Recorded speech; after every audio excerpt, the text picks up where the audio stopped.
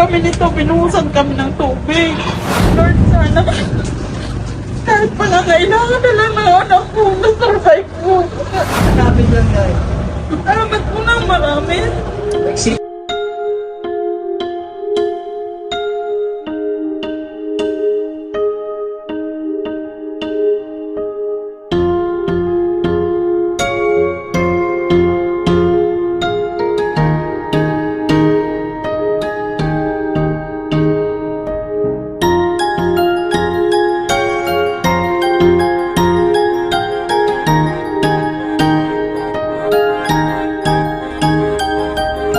Araw-araw ang pagsubok sa buhay. Sukatan ito kung gaano tayo katatag para ilaban ang lahat. Ilaban ng may pagmamahal, pagtitiwala, paniniwala at pagdadasal. Ito ang kwento ni Joshua.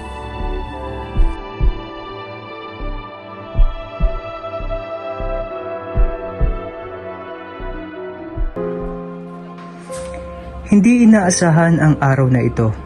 Huminto lang kami sa isang karinderya para bumili ng pagkain at maiinom. Nang bigla naming nakita si Nanay Analisa. Bit-bit ang kanyang karga-kargang anghel. Ang anghel na salamin ng kanyang katatagan at pagmamahal. Dito ko nalaman ang kwento niya. Dito ko nakilala ang tatag at pagmamahal na meron siya. Glenn? Sandico? Panlalaki po yun ha. Tapos kayo po ay? Ako, pangalan ko Annalisa Leo. Tapos dito po kayo nagtatrabaho. Opo, nagluluto ko. Siya po ang anak niyo po. Anak ko siya, 9 years old na. Ilan taon na po? 9. Ay, Sinasama ko siya dito. Kung anong wala naman magbabago. ano po yun since birth po? Hindi naman. Start siya ay 7 months. Ang 7 months po. Saan po nagsimula yung ano? Umihi kasi siya ng matubog.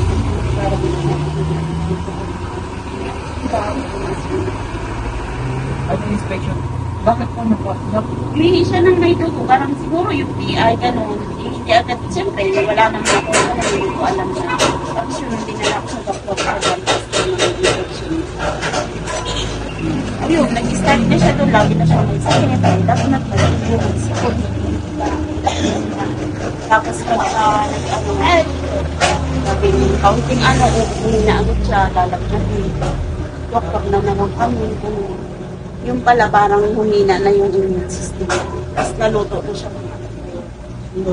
Hanggang sa, kasi kami galing Bicol dahil kagaroon yung tatay na. Ilan po yung anak mo? Bali, amin po lahat. Tatlo din sa, may una kasi ako naging asawa taga dito.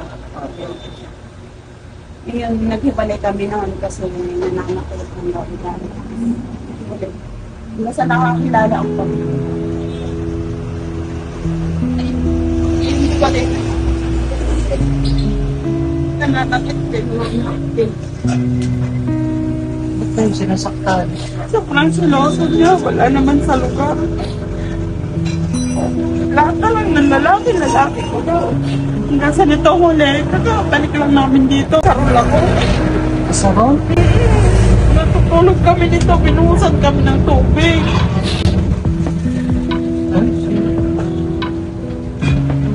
Kaya sobrang paghihirap pagtitiis. Sobrang kasi alang-alang sa kanya, nagtitiis ako.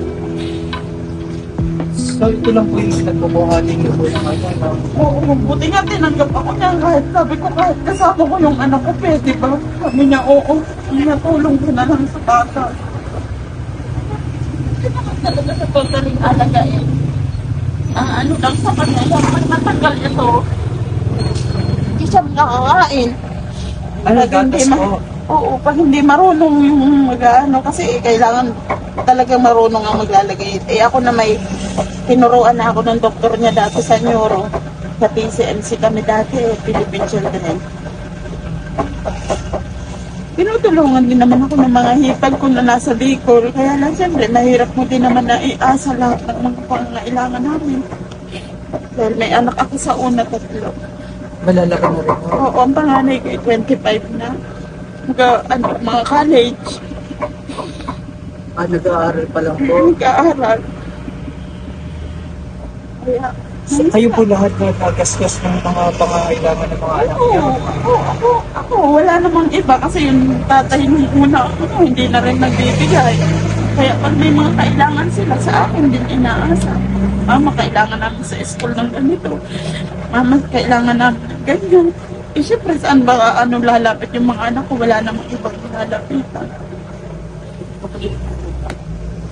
So, yun yung mga kailangan po ni Bunso. Ano pangalan ni Bunso? Nagsasalita, hindi po. Joshua po. Joshua Di Peo. Marami po. Pangailangan, may maintenance po siya. Meron nga po itong request ng doktor na dapat ipa-EEG siya kasi nag-seizure siya ng halos 1 oras. Hindi ko naman may pagawa kahit kasi nasa 4,000 daw po yun. Ay, yung ama naman ito, laging lasing. Nasa Laguna, iniwanan ko naman kasi nga lagi ko nung paglalasing. Lahat ng masasamang salita, lahat ng masasamang sinasabi sa akin.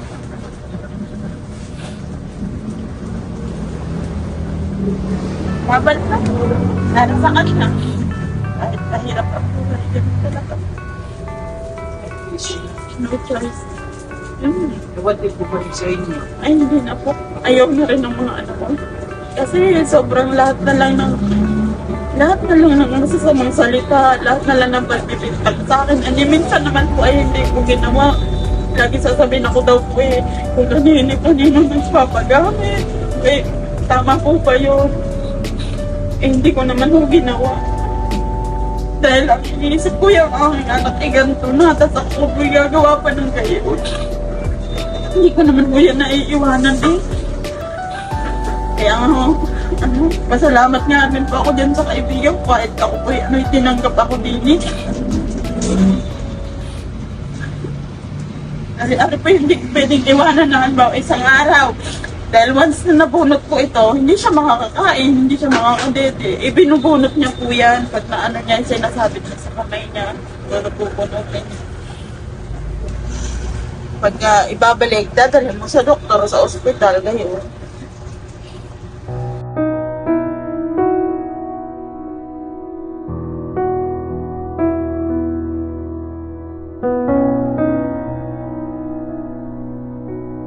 Kailangan mo niya diaper, gatas, maintenance niya, vitamins, yung pang Tapos ito, hindi ko kasi babalikan niya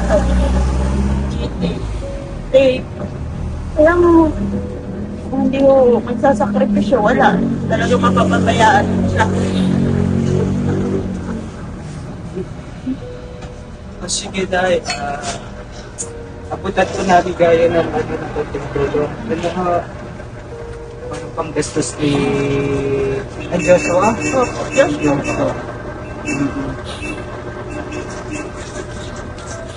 Salamat po sa inyo kung gayon. Ako ngayon pa lang po nagpapasalamat na ako. Ako bibili sana ng ng kopya. Medyo nagutom ako ng kopya. Tapos nakapagsabi po si nanay na may PWD daw po dito. Kaya ayun po. Tsaka yung pulong po kasi ng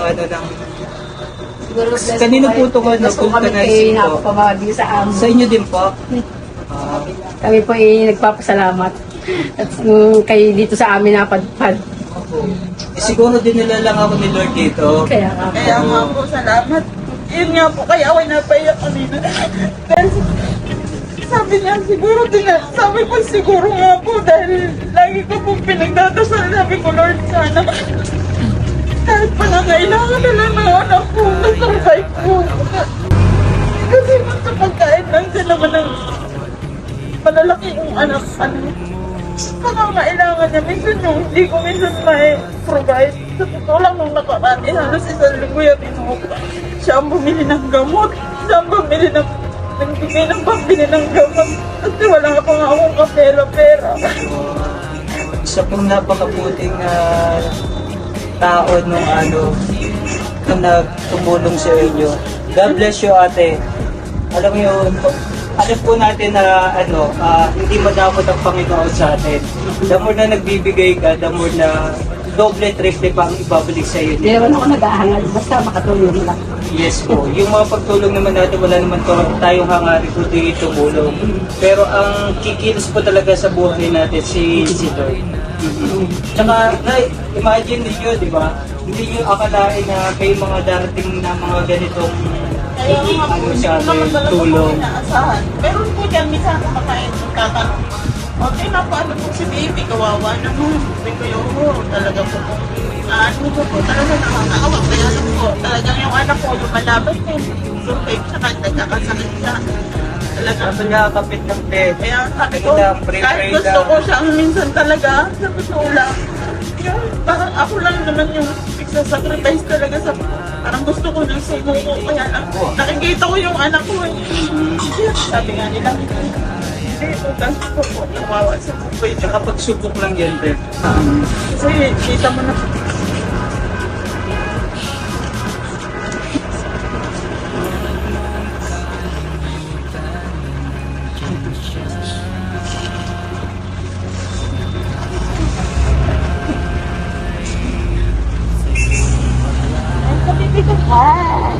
Hi po.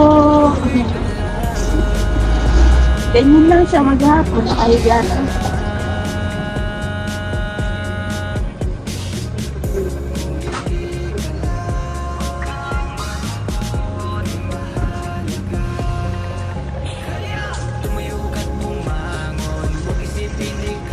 sabi siya, ang mama niya nga. Mama lang. Pero pag kinausap mo siya, okay naman, nag-response naman siya. Kaya parang ungo lang, gano'n. Ganun lang.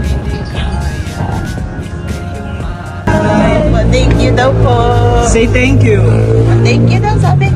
Thank you po, kuya. So ito na ay may dala ka. Ito lang yung ibibigay po natin sa inyo kasi hindi ko din naman akalain. Pero kumikilos ang Panginoon sa buhay natin. Huwag ka lang tumigil ng kakapadalangin. May darating at darating na biyaya para sa atin. Kaya kapit lang na Siyempre bilang ina, diba? Lahat gagawin Hindi ka para sa pwedeng kanya. tumigil, hindi mo pwedeng tingnan lang siya. Hindi pwedeng sumuko. Kaya nga rin din po yung ano sa Ito, bigyan kita na 2, 3, 4, 5, 6, 7, 8, 9, 10, 11, 12, 13, 14, 15. 15,000 po para sa pangangailangan ni Baby Joshua. Ayan. Maraming salamat. At yan pong binigay po namin ay sa ating mga kapusuhan po galing. May mga community po ako na handang tumulong po, mga OFW, yung mga kasamahan po natin dito sa Visayas Mindanao dito. At tinatawag po natin na kapulsyon na siya po nagiging katulong ko po sa pagbibigay ng tulong, iya sa mga tao na nangangailangan. At mostly po mga PWD, isa po sa maswerte si Joshua. At dinala po kami ng Panginoon dito para inabot yan. Marami po. Paggatas mo, ang daya po sa pangalawa na to. Thank you. Ito lang marami. Susuko na, laban lang. Lahat pagsubok natin kakayanin yan. Hindi bibigyan tayo ng Panginoon na pagsubok kaya hindi natin kaya lagpasan. Amen, di ba tayo? Kapit lang na. Salamat po na marami. Isipin natin na may mas malala pa sa mga kalagayan na Punta po tayo. sa kanya Sabi ko nga sa kanya, sabi ko nga sa kanya, hindi lang ikaw. Oo, hindi lang ikaw. May mas malala pa sa nangyayari sa buhay natin. May mas mahirap pa. Kaya kapit lang. Wow, happy. Thank you. Pili na ikaw ng gamot. Mamaya bibili tayo. Hindi pa nakakain ng gamot. Uminom na nga po. Pinabili niya yung ano po, Lagunte Clemex. Kaya medyo nag-iba na po yung ubo niya. Araw-araw po yan, may maintenance po. Opo, ang maintenance po niya ay phenobarbital para sa brain niya. Eh, para ako, pag magpapa-schedule na ako sa doktor niya para magpa-receive ng O Inay, ikaw na ba? Anong masasabi niyo po? Maraming salamat po sa inyo sa tulong niyo po para sa aking anak. Napakalaking tulong po. Maraming salamat po. Hindi ko po ito inaasahan. Hindi ko po inaasahan, promise. Marunong talaga si Lord. Dahil lagi kong pinagdadasal. Binigay niya. Lord, maraming salamat sa inyo po. Maraming salamat po sa inyo. Po inaasahan. Sabi ko sa inyo mahilig si Lord mambigla. Na, Nakukuha lang niya sa bahay. Nakarating nga po namin ano si Kuya. Butit mo. tumaas yung ano ko eh. Tumaas yung ano ko, yung parang Sa dugo bahay? ko. Hindi, yung parang na ano ako na alam mo yung parang nahawakan ako ni Lord. Meron talagang nangangailangan dito. Lord daw. Thank you daw po. Thank you daw Harap po. ng sitwasyon na no. Totoo lang. Basta yun lang masasabi ko na huwag ka lang titigil ng ano, paglapit sa kanya at huwag kang bibigyan. Opo, yun lang po. Araw-araw. Yun Kasi lang po. minsan challenge yan para sa atin eh. Pinagdadasal ko. Oo, hanggang iniisip kasi ni Lord ko hanggang kailan tayo kakapit para sa kanya eh.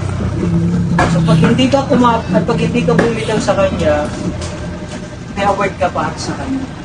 Ano? Ayan, unti-unti yan. Maraming salamat po sa inyo. Thank you. Pag napadaan ako dito, sana nandito pa kayo. Kasi sabi niya nga po, niya baka naman pag ano, hindi na po. Kasi ilang beses na akong parang dami ko nang pinagdaanan sa kanya. Ngayon lang talaga nung last na inasarol nga ako yung buti hindi ako tinamaan. Sabi ko, Buti nakailag mo. kaya yung mga anak ko sabi niya, Babalik ka na lang. kukunin ka na namin dyan. Sabi niya kahit Nasaan yung mga anak niyo po? nandito. Dyan. Nagarito yung anak kong asawa. Ibig sabihin kinuha kayo sa Bicol. Dito, sa Laguna, dyan kasi kami nagtatrabaho Sa sa Liloan? barn. Sinama kami, gawa nga nito. Kasi, tapos na, pag nalalasing nga siya, laging lahat ng pagbibintang niya sa akin na masama. Kahit hindi ko na pag ginagawa. Nako, ang alak talaga. Talaga. Demonyo. Pag nakainom na, hindi na alam ang Eh, nagpapagamit daw po ako kung kani-kanino. Sabi ko, masawal pa ako sa aso kung gano'n. Diyos mio, Marimar. Makakagawa pa ba yan? Ganyan na? Oo. Hindi na ka makakaintindi Sabi sa... sinasabi nung ano, kung ang asawa mo maglolo ko yan, hindi na yan magpapakita sa'yo. Minsan po kasi hindi alam ng iba kung gaano kahirap yung nararamdaman ng isang ina o ng isang babae. Kaya kailangan tayong mga lalaki, kailangan marunong tayo rumispeto sa mga babae o mga nakakatanda. Kasi yung sakripisyo ng isang ina, di ba? Imagine. So hindi nila na-experience yun. Siguro sa mga nakakaunawa, kailangan unawaan lang yung malawak lang yung pag-iisip sa mga tao. So ito lang po yung pinagkakritaan niyo po. Kaya nga po, sabi niya maliit lang naman tong ano ko nung nag-apply nga ako sa kanya. Maliit lang to, sabi ko. Babalik ako sa iyo na. Babalikan ko kayo. Thank you. Sabi niya, sabi ko, Dadagdagan natin na ita. sabi ko, sabi ko kahit na kung ano lang. See?